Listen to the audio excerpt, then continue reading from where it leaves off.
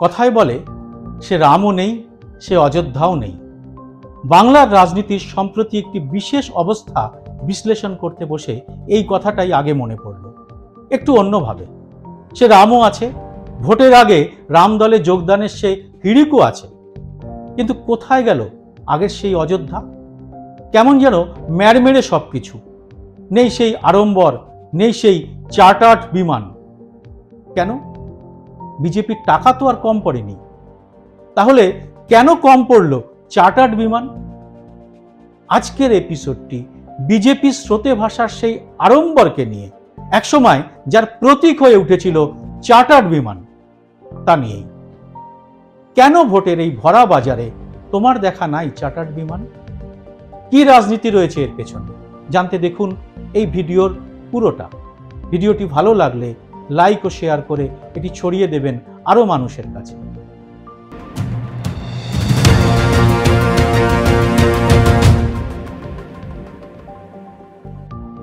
নমস্কার, সবাইকে স্বাগত।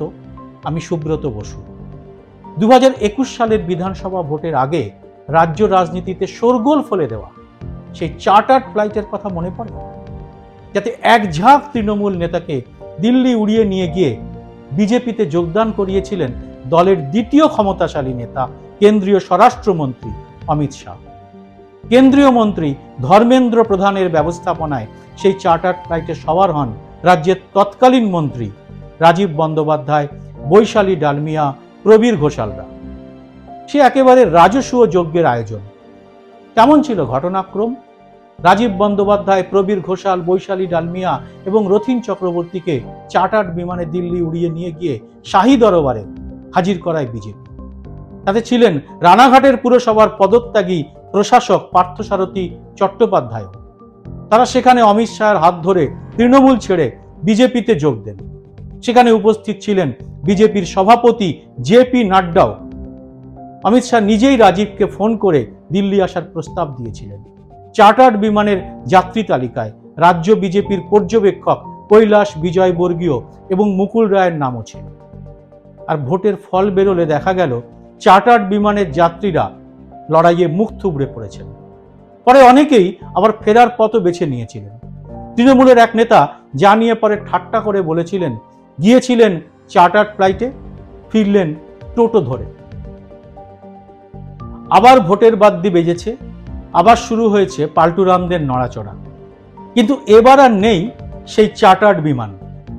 বিচারপতির সুউচ্চ আসন থেকে নেমে বিজেপিতে যোগ দিলেন অভিজিৎ গাঙ্গুলি। বিজেপি শিবির উচ্ছ্বসিত, কিন্তু চার্টার্ড বিমান নেই তার জন্য। শুধু তাই নয়, প্রথমে শোনা গেল তাকে দলে যোগদান করানো হবে প্রধানমন্ত্রীর জনসভা থেকে। খোদ প্রধানমন্ত্রী তার হাতে বিজেপির পতাকা তুলে দেবেন। কিন্তু কোথায় কি, দিল্লির বিজেপি নেতারা এটুকুতেও সায় দিলেন না। বাধ্য হয়ে তাকে দলে যোগ দেওয়ানো হলো বিজেপির রাজ্য অফিসে, রাজ্যের নেতাদেরই উপস্থিতিতে। অভিজিৎ গাঙ্গুলি গতবারের রাজীব বন্দ্যোপাধ্যায়, বৈশালী ডালমিয়া বা প্রবীর ঘোষালদের মতো চার্টার্ড বিমানের সম্মান পাওয়ার দূরের কথা, প্রধানমন্ত্রীর হাত থেকে পতাকা নেওয়ার যোগ্য বলেও বিবেচিত হলেন না। কেন? অভিজিৎ গাঙ্গুলিকে কি খুব প্রয়োজনীয় মনে করছেন না দিল্লির নেতারা? তার বিজেপিতে আসায় কি লাভের চেয়ে ক্ষতি হলো বিজেপির? এই ব্যাখ্যায় আসছি ভিডিওর শেষ অংশে। তৃণমূল থেকে ডিগবাজি খেয়ে বিজেপিতে আসা তাপস রায়কেও পার্টি অফিসে নিয়ে গিয়ে নিতান্ত অনাড়ম্বরভাবে দলের পতাকা তুলে দিলেন তারই এক সময়ের সতীর্থ শুভেন্দু অধিকারী, সুকান্ত মজুমদার। কিন্তু এসব না হয় হলো, চার্টার্ড বিমানের কি হলো? আসলে পাল্টুরামদের চরিত্র না বুঝলে চার্টার্ড বিমান কাণ্ড ঠিক বোঝা যাবে না। সুকুমার রায় প্রশ্ন তুলেছিলেন, ন্যাড়া কতবার বেলতলায় যায়? বাংলায় চালু প্রবাদ, ন্যাড়া একবারই বেলতলায় যায়, যার সোজা সাপটা অর্থ ভুল থেকে একবারই শিক্ষা নেওয়া দরকার। কিন্তু রাজ্যের দলবদলু তৃণমূল বিজেপি নেতাদের ক্ষেত্রে এই তত্ত্বটি খাটে না। ব্যাপারটা কিরকম? রাজীব প্রথমে গেলেন বিজেপিতে, পরে ফিরলেন আবার তৃণমূলে। একই কথা অর্জুন সিং এর ক্ষেত্রেও বলা যায়। শুধু রাজীব বা অর্জুন নন, মুকুল রায় সহ অন্তত 6 জন বিজেপির টিকিটে জেতা বিধায়ক বিধানসভা ভোটের পরে যোগ দিয়েছেন তৃণমূলে, অথচ এদের কেউ বিধায়ক পদ ছাড়েননি।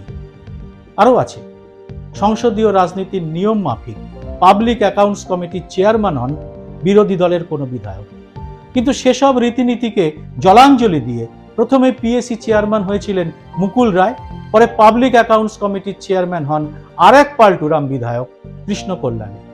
এবার তো তিনি তৃণমূলেরই লোকসভার প্রার্থী, অথচ তিনি এখনো বিধানসভার রেকর্ড অনুযায়ী রায়গঞ্জ থেকে বিজেপির টিকিটে জিতে আসা বিধায়ক। এর অবশ্য শুরু করেছিলেন তৃণমূল নেত্রী নিজেই।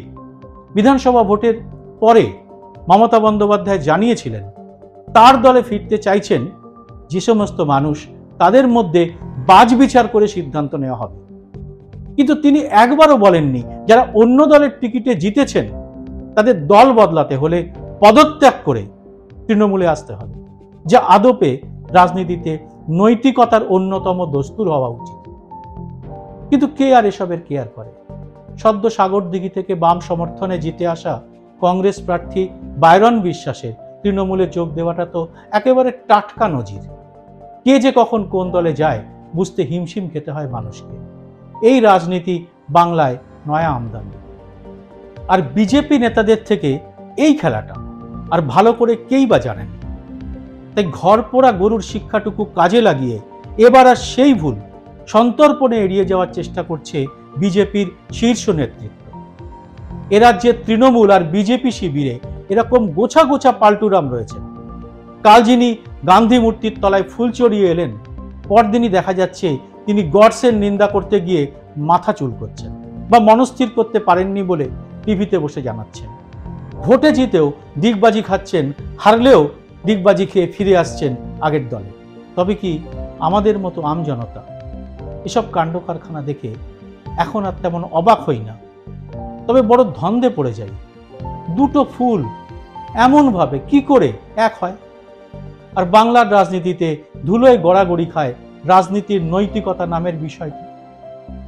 তাই গতবারে যারা বড় মুখ করে রাজীবদের চার্টার্ড বিমানে তুলে মহা আড়ম্বরে দিল্লি নিয়ে গিয়েছিলেন, তাদের মুখে চুনকালি পড়েছিল। বিজেপি সূত্রের খবর, কেন্দ্রীয় নেতৃত্বের কাছে পরে এ নিয়ে বিস্তর ধমক ধমকও খেতে হয় তাদের। এবার তাই অভিজিৎ তাপসদের ক্ষেত্রে একেবারে পৃথক এক সাদামাটা ব্যবস্থা। তবে এর মধ্যে আরেকটি বিষয়ও আছে, তা হচ্ছে অভিজিৎ গাঙ্গুলিকে দলে এনে বিজেপির লাভের চেয়ে তৃণমূলের লাভই কি বেশি হয়ে গেল? কারণ অভিজিৎ বিচারপতি হিসেবে তৃণমূলের দুর্নীতির বিরুদ্ধে যেসব রায় দিয়েছিলেন তা এখন প্রশ্নের মুখে পড়েছে। আর ভোটের মুখে এটা নিয়ে যে ব্যাপক প্রচারে নামবে তৃণমূল, তা তো দিনের আলোর মতোই স্পষ্ট। বিজেপি নেতাদের একাংশ তাই মনে করছেন এত হড়বড়িয়ে অভিজিৎ গাঙ্গুলিকে দলে টেনে আনার সুবিধে বিজেপির চেয়ে অনেক গুণ বেশি পেয়ে গেল তৃণমূল। আর সেটা বুঝেই দিল্লি থেকে কেন্দ্রীয় নেতারা কি এখন আর অভিজিৎকে তেমন তোল্লাই দিতে চাইছেন না? অন্যদিকে রাজ্যের বিজেপি নেতারা নিজেদের গোষ্ঠী কোন্দল ভুলে অভিজিৎকে মাথায় তুলে নাচবেন বা ভবিষ্যতে তাঁকেই মুখ্যমন্ত্রীর মুখ হিসেবে এক কথায় মেনে নেবেন, এমন কথা কল্পনাও করা যায় না। তাই ভোটে জিততে পারলে ভালো, না হলে চার্টার্ড বিমান দূরের কথা, অভিজিৎ গাঙ্গুলির কি শেষ পর্যন্ত টোটোই ভরসা? আপনার মতামত জানাবেন কমেন্ট বক্সে। এরকম আরও ভিডিও পেতে চ্যানেলটি সাবস্ক্রাইব করে নোটিফিকেশন বেলটি চালু করে রাখতে ভুলবেন না। আপনার এটুকু সহায়তাই আমার চ্যানেলটিকে আরও মজবুত করতে সাহায্য করবে। জয় হিন্দ, সত্যমেব জয়তে।